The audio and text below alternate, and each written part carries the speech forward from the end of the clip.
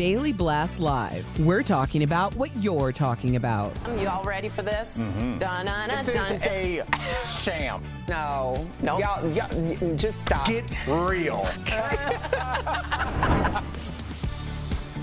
Welcome to DBL. How is everyone? Doing well? Good. I feel good. You feel good? Yeah, I was talking to Colin this weekend, and I'm like, we're going to reset. I texted Ray this morning. I'm like, we're going to reset. We're going to have a good week, and just putting the vibes out there. I got my crystals. That's right. And may I say to all my Jewish viewers out there, it is our new year, which is interesting that you're resetting on today. It's Rosh Hashanah. So we say Happy New Year to everyone. Happy New Year. Thank you. Lashana Tova is what you say. And you take apples, which are round for the round New Year, and dip them in honey for a sweet New Year. So may everyone have a sweet, sweet New Year and a good reset. I love that. Yes, Lashana Tova. Thank you, everyone. We do want to start today, speaking of prayers, with Hurricane Ian, which is headed straight for Florida. I know I sound like a Jewish mother when I say Florida. It hit the Cayman Islands as a tropical storm, but it is now strengthened into a Category 1 hurricane. So people in Florida are preparing by digging trenches and stacking sandbags. Stores have empty shelves as people are stocking up on supplies, with Ian expected to hit Florida mid-week. Our thoughts and our prayers, as I said, are with all of our viewers out there. Please stay safe. Make sure to check on your elderly neighbors, those with pets.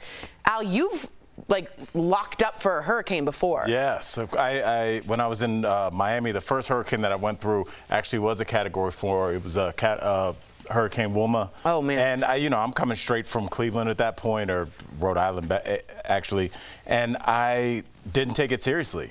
I didn't know the damage it could do. Yeah. And just what it does to the grocery stores. A tree fell on the person I was seeing's car. Oh, my God. Totally destroyed it. I mean, it was for the rest of the year after that hurricane, we taught in trailers, and there was no homework that could be assigned where you needed a computer to do it, because a lot of my students didn't have power for 3 to 6 months after that. I mean, it's a really long-term thing that we'll do the story and move on, but unfortunately, a lot of people won't be able to.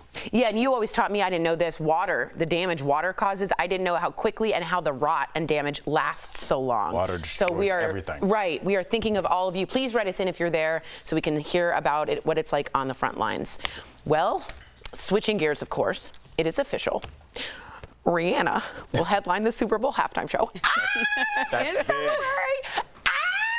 Riri has been keeping a super low profile, right, since she gave birth to her son in May, Mazel. But she also hasn't released an album since 2016. She's been keeping busy, though, with her fashion and beauty empire. You might have heard of it. It's called Fenty. Well, she confirmed the news with this photo, what appears to be her hand holding up a football. Thank you for the description.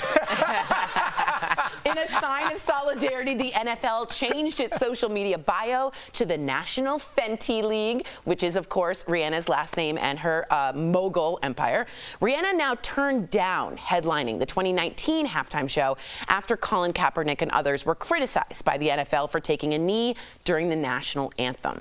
At the time, Rihanna said she couldn't be a sellout because there were so many things within the NFL she didn't agree with. Lindsay, 1 to 10, how excited are you? 100,000 million. And also, I made a group chat with my friends, and I said, so where are we watching the Super Bowl? Like, do you guys want to go international on vacation? Do y'all want to go to Arizona, since I used to live there, and we could try to bump into her? Like, how do you want to celebrate this Rihanna Super Bowl? Like, I was so serious. They're like, okay, how about Miami? So we're literally making plans as we speak. That's where are we going to be at for Super? It can't be regular, because last year was so good with Snoop Dogg and Dr. Dre performing. Like, I wish that I was out and about for real, in the mix. And so now I'm not missing it. Rihanna's been missing for 6 years, just missing music-wise. She's been doing so many amazing billionaire things other than that. But we've where's the album? And we keep seeing videos and pictures of her in the studio. And we're to studios. What's happening now? What is the music compiled 6 years of greatness? Right. And I do have to ask you this. First of all, you're so right. Everyone wants to hear just her sing again. I just want to hear her voice. There's a lot of changes that the NFL made in 2020. They committed $250 million over 10 years. And they also allowed messages like Black Lives Matter and Stop Hate. But my theory is it's Jay-Z. Jay-Z is her partner for life. They've worked together forever, and Jay-Z's the head of the Super Bowl halftime show. That's who got Dre. That's who changed the nature of things. I think because Jay-Z is there, because things have changed, she's more comfortable. Am I wrong on that? No, I agree. I mean, I think that, you know, and Jay-Z took flack for joining the NFL, but what he said, and what I agree with, is change comes from within. You can protest, and protests are highly effective from the outside, but when you're inside, you can actually affect change and be in the room, in those meetings where things are actually going to affect things. And here we are 2 years later, and everybody's excited because I think this is going to be one of the best Super Bowl halftime, because everybody loves Rihanna. She's the kind of super star that you need, almost like a Bruno Mars, where even if you don't know their songs, if you're a person that would never live, you're like, I know that song. Even if it's from a commercial, you'll know a couple songs, so I think it's good. What do you guys think she'll open with, if you have to guess?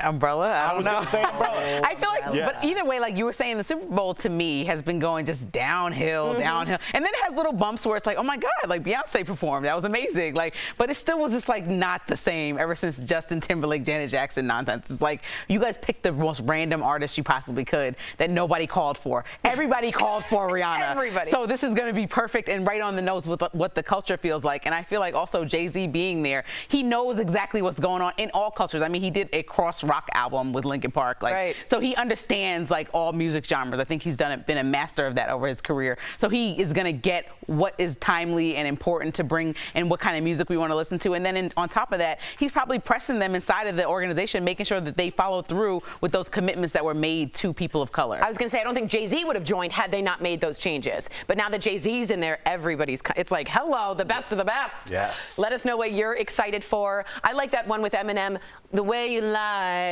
That's so dramatic for Super Bowl. And she could fall backwards, you know? You know what I'm talking about? But he was just there last year. No, I know, but I love that dramatic song. And after she falls backwards, where does the show go after that? It just stops. Okay. That's the last scene. It's going to end it like that's how she ends it. Speaking of football, the offensive coordinator for the Buffalo Bills was caught having an epic meltdown. There's Bill Dorsey slamming down his headset, tablet, and notebook after the Bills lost to the Miami Dolphins 21-19. Now the clip has gone viral, with many online calling this outburst a, quote, mantrum, which if you couldn't put it together is man and tantrum. I think that's stupid, and we should simply call it a tantrum, because that's exactly what it was. It was a child's tantrum, and we shouldn't make it better because a man did it or didn't do it, or make it worse. It's a tantrum for both sexes. What do you think? I think you said it all. We define the word tantrum. Honestly, you know, I look at this, and obviously this is a man that cannot control his emotions on the outside. But, you know, Lindsay, these jobs now, I can't imagine how many hours he put in on whatever game plan it was for this. I'm not excusing it at all. This kind of looked like somebody that was at their breaking point at work. Yeah. It happened to be for a major franchise and be caught on camera. But I think when you ask somebody to put in couple hundred hours of work on something and then one play doesn't work and you lose, I think that's where that comes from. He needs yoga. Right? Yes. Therapy, and meditation. Some kind of smells, sound like happy things. He needs a cat. Is it because it's sports, because the stakes are so high that it's sort of allowed? He's competitive. They're competitive. Well, I think to work in these fields, sometimes people are super passionate about their job. I'm super passionate about my job. People get on my nerves every single day, but I also am not about to break the table. Thank you. Right? It's just like you got to control yourself. You're an adult. Mantrum, tantrum, that's not how you behave at work. Exactly. And I wonder, and I just put this out there, and again, I'm not trying to be, if this is sexist or not sexist, but women are always seen as so what? Emotional. We're so emotional. But how many times have we seen a woman take it, do fine in a 12-hour congressional hearing, and then it's Brett Kavanaugh that's like, I like beer. Right. You know, it's always like that's allowed somehow with a man. I say that in my act. I always say, like, they say women are emotional. I'm like, have you ever seen a man watch a football game? Yeah. Just screaming in the living room in front of his children. Right. It's bananagrams. Agreed. And he doesn't even have any financial stake in it. No, I agree. Interesting. Love to hear from you. Do better, YouTube fellas. Get some yoga. sounds. Get some little Jeffrey Osborne playing in the morning. Just some Anita Baker. You need to. Anita Baker's a good one. Yeah. So really... is Enya. Sail away. My dad used to listen to Enya. Oh, great stuff for yoga. Coming up on DBL. Is it always a big no to bring up your exes with a current partner? Yeah, we're going to talk all about that coming up next in our interview with Vanessa Lachey. What's it like being the leading lady, the first one ever for an NCIS franchise, NCIS Hawaii?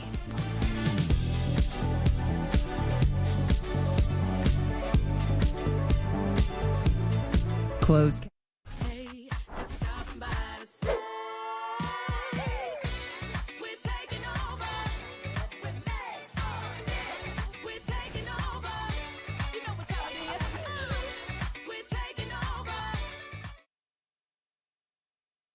having a lot of trouble. Mantrums.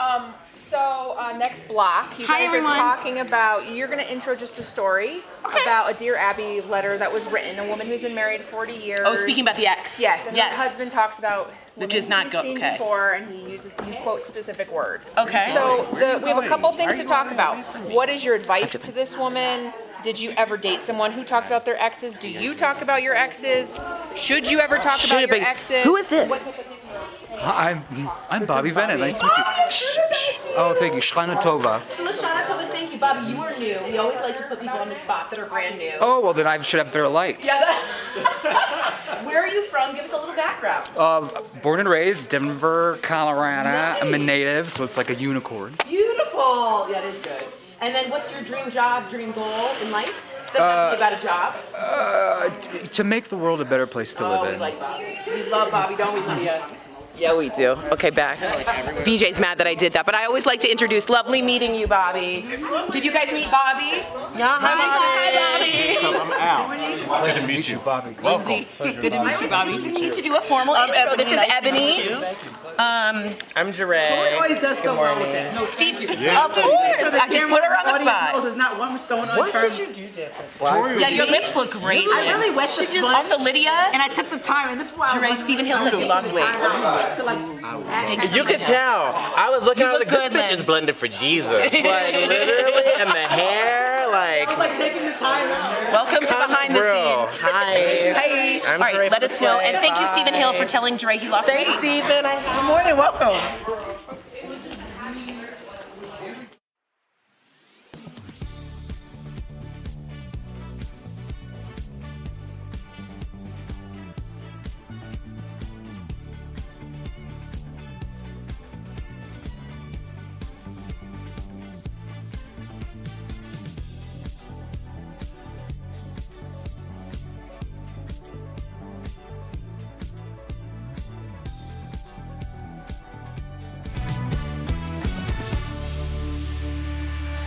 Welcome back to DBL. All right, answer me to the screen you're on right now, and I mean this in the studio. Should you or should you not talk about your exes? Sometimes. Depends. Sometimes. Okay, interesting. A woman recently wrote a Dear Abby letter saying her husband of 40 years frequently talks about the woman he knew before her. And when talking about them, he says things like, quote, gorgeous. Okay. Perfect hair.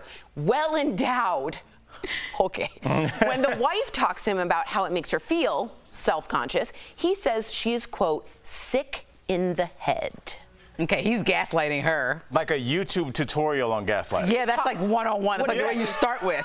Whoa. What do you mean by that? Gaslighting, like, you know, when you make somebody question their thinking, like, oh my, like you're thinking something very normal, and the person that's closest to you is making you think that you're crazy for thinking a normal thought. Like, you're describing these women in admirable ways in your mind, and I'm the person that you chose to be with for life. So why don't you reel it in? You know what I mean? Everybody has somebody that they like, that they think is handsome or cute or pretty, but like, these are people you used to be with. I'm assuming you can find the contact information if you like. Right. You know, it's not her insecurity, it's you being an idiot. Should she leave? I mean, what do you do in this situation? Are you comfortable with talking about exes or having... Absolutely. I think you should be. It would be weird if I was dating somebody and they never mentioned their exes. Right. Because you kind of do want to know how the last 2 or 3 worked out. Like, what's wrong with you? Right. I want to know. It's actually, a lot of times people think it's great to tell a story like, yeah, and then I burned Lindsay's clothes and left them. But that doesn't make you look great. It makes you look like you were the irrational one in the relationship. If I hear that, like, hey, you know, she moved to Phoenix for a job and I stayed in Denver, I'm like, and you guys had a difficult but emotional, loving conversation, I'm like, this is the person I should be with. I think it's weird when you never talk about your exes, but when you talk about like this, it's just a way to manipulate and keep somebody's self-esteem at a place where you can control them. So advice from me to her, from what I'm hearing from you, and I agree with you both. I agree. I'm friends with many of my exes, and they have children, and I'm so happy for them. And how do the wives feel about that? Good, actually, and I feel like actually close with my ex. 5 years we were together, and she just had a baby, and I wrote her, and I think that's healthy. We knew when it was over. We both did. You know what I mean? We stayed roommates for a year, which was very interesting. But I would tell this woman to run. Because any man that says, how long has she been married? 40 years. Well, running now is a bit extreme of a suggestion. She has more life left. You are not sick in the head, my love. Yeah, and I think that's what he's doing. He's going to lean on the fact that, like, where are you going to go? And even not that she has nowhere to run. I've seen people do their second chapter beautifully. Thank you. I'm just saying that, like, some people are like, they might have more than, maybe this is the one caveat she's writing online about, but are there any good things in a 40-year relationship, which is why you chose this person? Yeah, that's true. Okay, he has this one thing. Why don't you talk it through in therapy first, then run away? I mean, that's your whole husband of 40 years. It's worth, like, trying to work it out, I think. Let's see if he's well endowed. Hey-oh! I Fell coming up on DBL, our interview with NCIS Hawaii star and Love is Blind host Vanessa Lachey. She gets so real, it's so lovely. Suffer from pain? Medicare open enrollment is around the corner, and one of the top questions we're getting from you is about claims that some Medicare plans really offer benefits beyond doctors and hospital stays. The claims are made in ads like this one, offering free groceries, or this one that promises free workouts. So let's verify. Can Medicare recipients get additional benefits besides coverage for hospitals and doctors? Our sources are the Centers for Medicare and Medicaid Services, AARP, and these Medicare Advantage providers and insurance agents. Some of the ads you may see loosely use the term Medicare. In reality, there are two types of Medicare. There's Original Medicare and Medicare Advantage, and the two are very different. Original Medicare is run by the government and offers only medical insurance for hospital stays and doctor visits. Medicare Advantage is run by private companies. At a minimum, they offer medical insurance, but Advantage plans may also provide other products and services. Any ad that you see offering a non-medical perk for Medicare recipients like extra money, groceries, gym memberships, you name it, is a Medicare Advantage plan. These companies offer those perks to incentivize you to give up your original Medicare coverage and instead enroll with them. So, no, Medicare recipients cannot get additional benefits besides coverage for hospitals and doctors. Those are only for people with Medicare Advantage plans. These plans may charge differently than Original Medicare and have a smaller network of doctors. There is no one-size-fits-all approach to selecting the right plan because everyone has different needs. There's a comparison tool at Medicare.gov that can help you find a plan that's best for your needs. With your Verify, I'm Brandon Lewis.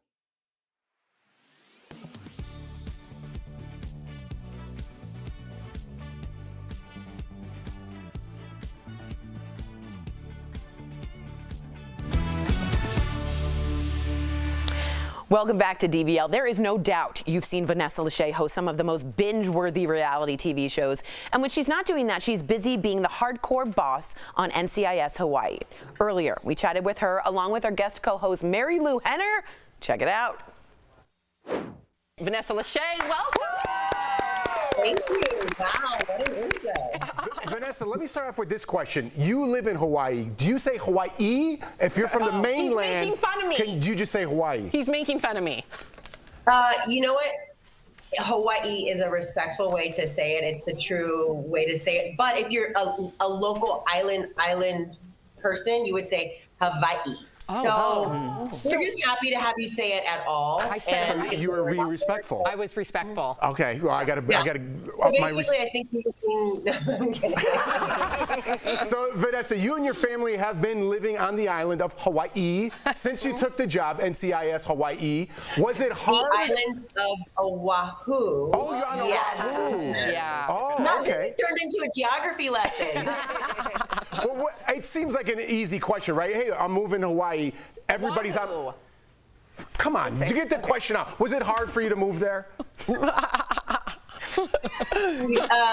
No, it's not hard. All that. We tell the family that I got my dream job and it's on the island of Oahu in Hawaii. And they were just so excited. Honestly, the kids have adapted better than I ever could have anticipated and expected. And it took Nick more of a minute because his whole life was in Los Angeles.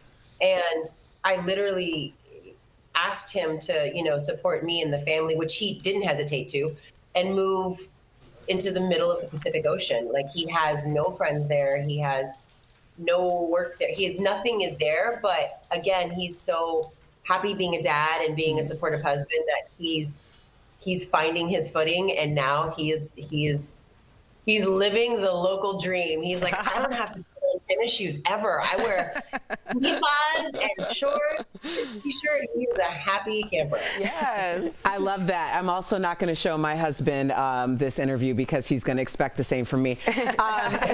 So I want to ask you this question, and as a woman of color myself, I'm always like, I don't know how to be anything other than a black female. But however, you being the first female and Asian American lead on NCIS is something of note that is celebratory. But does this give you an extra sense of responsibility or how you approach the role? Of course.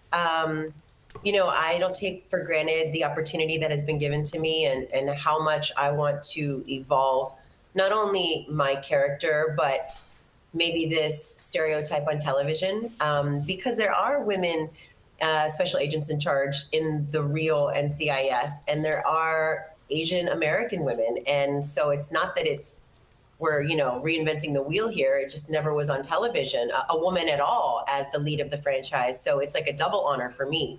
But I think what really gave me perspective about how much of a responsibility it is watching not only my kids, but specifically my daughter, and how she looks literally up to me and what I'm doing, and is mimicking my actions and is mimicking my demeanor and my way. And she sees me hustle, but she sees me hopefully do it with grace. And like I said, she's a badass with a warm heart, this character. And I, you know, because when I got the audition, I'd never done drama, let alone a lead. And I continued to almost doubt myself and say, why me? And of course, everyone's like, why not? I'm like, no, cool. But why me? And the showrunners really brought something to light that I just kind of was always me. You know, I only know how to be myself. She said, you were able to be a leader, but also a mother, because I guess I never thought of that. You know, we always think of ourselves, if you go and you work, or if you're stay-at-home mom, we are all things.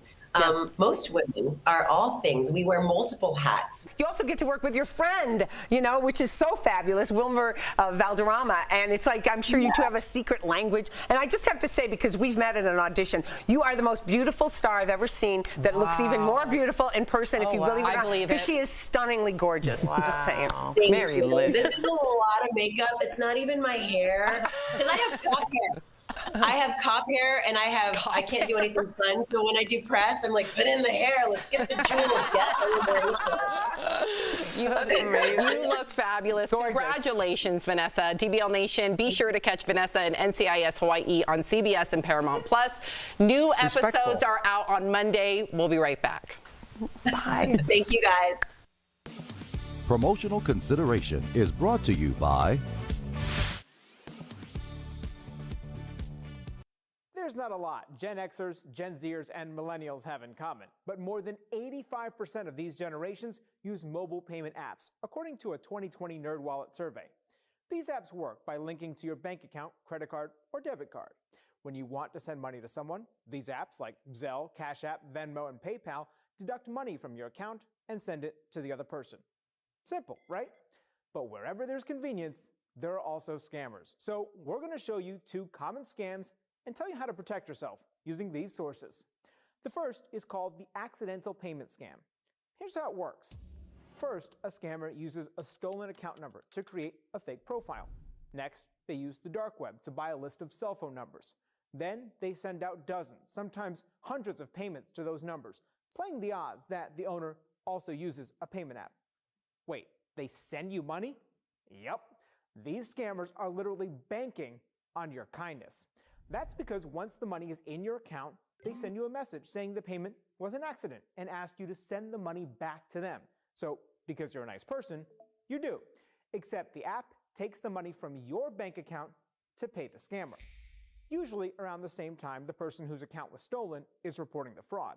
This reverses the original payment from the scammer and may leave you responsible for the money you sent, just trying to be nice. So how can you protect yourself? The payment apps and Federal Trade Commission say don't refund money you received unexpectedly. Instead, contact the app company and let them sort it out. The other scam also relies on your kindness. It's called the fake emergency scam, where a scammer asks to borrow your phone for a fake emergency. Instead of calling for help, they help themselves to your mobile money. by using the apps on your phone to send themselves some cash. Our sources recommend utilizing security features on the app that require a password or other authentication before sending any money. This allows you to still help someone in need while also protecting against scammers. We featured even more mobile payment scams on our website. Just go to verifythis.com and search payment scams. With your Verify, I'm Brandon Lewis. Why are less people buying convertibles? Let's connect the dots. Sales of traditional drop tops and roadsters have plummeted in the U.S. to less than 100,000 vehicles annually. That's down from over 300,000 back in 2006. A century ago, nearly all cars were open-air or convertibles, and a hardtop was a premium option. Now it's the opposite, with convertibles costing more for consumers. Practicality, durability, and rising costs are also leading to that decline, as companies add panoramic sunroofs and glass tops. While most car buyers are turning away from the convertibles, industry leaders say there's still a lot of demand when it comes to rental car fleets. But you won't see them disappear completely, as Ford, Tesla, and Polestar all plan to introduce electric convertibles or roadsters in the coming years. And that is Connecting the Dots. Are you skeptical of headlines and what you see on social media? We are too. The Verify newsletter answers your questions, clarifies what's true and false, and even includes a daily fun fact. Go to verifythis.com/email to check it out.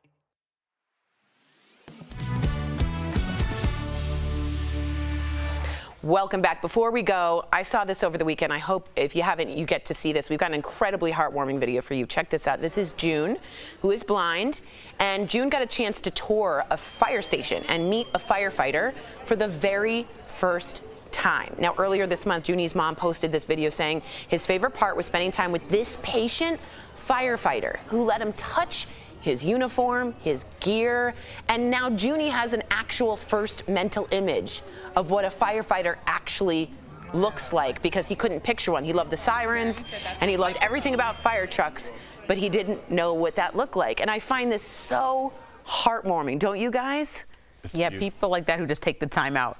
You know, the extra, I'm sure everybody was super sweet to him, but like to bend down and stay there while he felt your whole uniform is just such a beautiful person. I think so, that kind of too. just makes the interaction even more sweet. Yeah, very sweet. I wasn't ready for that one. I know. You know, it's honestly like just looking, it's like that firefighter in that moment, like gave him another image of the world that he didn't have, because just, you know, you can't see anything. So like you're putting together the world like with your fingertips and with your ears and in your perception. So like, the fact that he let him do this is just, it's really beautiful. I saw once a mom that's blind get a sonogram, and they made a 3D print version so she could feel what her baby would look like, or could feel like other moms can in a sonogram. Oh.